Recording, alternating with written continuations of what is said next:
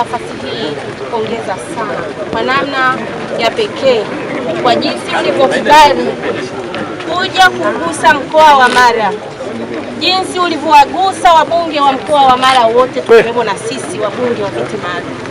Hii ni dhahiri kwamba Mheshimiwa Rais hakukosea kukuteua kwanza kuwa mbunge, lakini pia kukuteua kuwa waziri wa ulinzi na jeshi la kujenga taifa, wizara nyeti katika taifa letu. Hongera sana. Wananchi wa mkoa wa Mara, tuko tayari kukupa ushirikiano wa kutosha ili yale malengo yako ambayo umeyapanga katika mkoa wako, lakini na katika nchi yako, tuendelee kukusaidia ili kazi yako iendelee kuwa nyepesi.